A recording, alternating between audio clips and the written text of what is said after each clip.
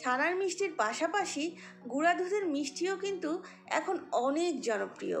আমার প্রিয় ভিউয়ার্সদের অনুরোধে আজকে আমি গুঁড়া দুধ দিয়ে কালোজাম মিষ্টি বানিয়ে দেখাবো। ছানার মিষ্টি বানাতে যেমন অনেক সময় লাগে, আবার ঝামেলাও হয়, কিন্তু মিল্ক পাউডার দিয়ে এই মিষ্টিটা খুব কম সময়ে আর সহজে বানানো যায়। যারা এই মিষ্টিটা বানানোর চেষ্টা করছেন কিন্তু পারফেক্টলি বানাতে পারছেন না, আমার আজকের রেসিপি তাদের জন্য। আমার রেসিপি ফলো করে বানালে আশা করি আপনিও পারফেক্টলি এই মিষ্টিটা বাসায় বানাতে পারবেন। আসসালামু আলাইকুম আমার প্রিয় ভিউয়ার্স, আশা করি সবাই ভালো আছেন।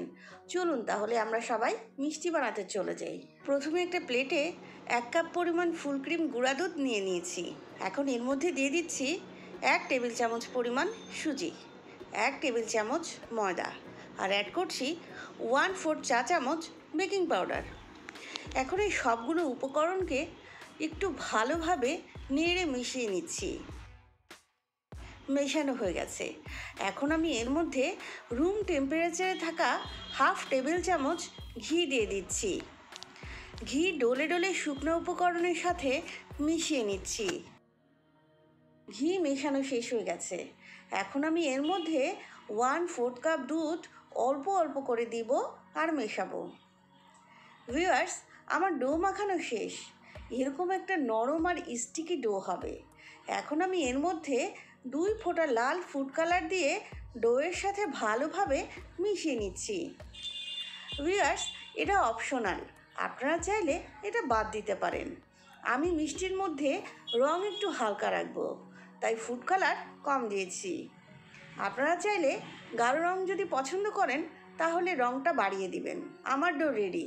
এই ডোটা রেস্টে রাখার দরকার নাই, জাস্ট হাত ধুয়ে মুছে হাতে একটু ঘি মেখে আমি মিষ্টি বানানো শুরু করে দিয়েছি। ডো থেকে অল্প অল্প করে নিয়ে প্রথমে এভাবে চেপে নিয়ে গোল করে এরপরে চমচমের শেপ দিয়ে দিচ্ছি। ভিউয়ার্স, আমি আমার পছন্দ মতো সাইজ বানিয়েছি, আপনারা আপনাদের পছন্দ মতো সাইজ বানাতে পারেন। এখানে আমি 1 কাপ দুধ দিয়ে 14টা মিষ্টি বানিয়েছি। মিষ্টি বানাতে বানাতে শেষের অবশিষ্ট অংশ দিয়ে আমি ছোট একটা গোল মিষ্টি বানিয়ে নিয়েছি। এই মিষ্টিটা বানিয়ে রেখে দেওয়া যাবে না, তাহলে ফেটে যাবে। বানানোর সাথে সাথে ভাজা শুরু করতে হবে। এখানে আমি ভাজার জন্য তেল হালকা গরম করে নিয়েছি। এখন এর মধ্যে এক এক করে মিষ্টিগুলো ছেড়ে দিচ্ছি। তেল হালকা গরম হবে। মিষ্টি দেবার 1 মিনিট পরে এর চারপাশে বুদবুদ উঠবে। এই সময় মিষ্টিগুলো নাড়াচাড়া করা যাবে না।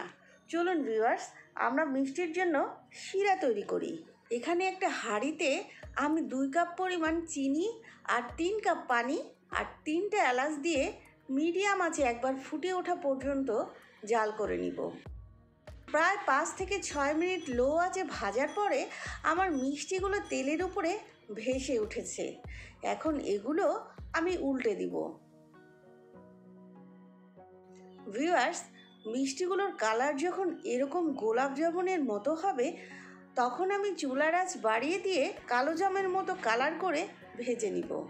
এ সময়ে একটু ঘন ঘন উল্টে দিতে হবে, না হলে এক পাশ বেশি পুড়ে যাবে। আমার এই মিষ্টির ভিডিও যদি পছন্দ হয় তাহলে একটা লাইক দিতে পারেন, ফ্রেন্ডস অ্যান্ড ফ্যামিলির সাথে শেয়ার করতে পারেন। আর আমার চ্যানেলে আপনি যদি নতুন হয়ে থাকেন তাহলে নোটিফিকেশন অন করে চ্যানেলটি সাবস্ক্রাইব করে আমার সাথে থাকতে পারেন। তাহলে যখন কোনো নতুন ভিডিও আমার চ্যানেলে আপলোড হবে সাথে সাথে আপনি নোটিফিকেশন হিসেবে পেয়ে যাবেন। ভিউয়ার্স, আমার মিষ্টিগুলো ভাজা হয়ে গেছে। এখন আমি এগুলো তেল ছেঁকে তুলে নিচ্ছি। আমি এরকম কালার করে তুলে নিচ্ছি। এটা শিরার মধ্যে দেবার পরে আরও একটু ডার্ক হয়ে যাবে। এইদিকে আমার শিরাটাও রেডি। এখন আমি শিরার মধ্যে মিষ্টিগুলো ছেড়ে দিচ্ছি আর হাই হিটে ঢেকে রান্না করব 5 মিনিট। ভিউয়ার্স, শিরাটা কিন্তু জাল দিয়ে ঘন করে ফেলা যাবে না। আর 2 মিনিট পরে ঢাকনা তুলে মিষ্টিগুলো উল্টে দিব। 5 মিনিট পরে আমি চুলা বন্ধ করে দিয়েছি। এখন মিষ্টিগুলো ঢেকে এই শিরার মধ্যে পুরোপুরি ঠান্ডা করে নিব। ফিরে এলাম 4 ঘন্টা পরে। দেখুন ভিউয়ার্স, মিষ্টিগুলো রস খেয়ে পুরা টসটসে হয়ে গেছে। এখন এই অবস্থায় সার্ভ করতে পারেন, তবে আমি মাওয়া দিয়ে পরিবেশন করতে পছন্দ করি। মাওয়ায় গড়িয়ে নেবার পরে দেখুন তো ভিউয়ার্স, এগুলো কতটা ইয়ামি হয়েছে দেখতে, আর ভেতরটা দেখুন কতটা লোভনীয় হয়েছে। আমার রেসিপি ফলো করে ট্রাই করতে পারেন। আশা করি আপনিও এরকম দারুণ মিষ্টি বাসায় বানাতে পারবেন। আবারও নতুন কোনো রেসিপি নিয়ে দেখা হবে ইনশাল্লাহ। সবাই সে পর্যন্ত ভালো থাকবেন। আল্লাহ হাফেজ।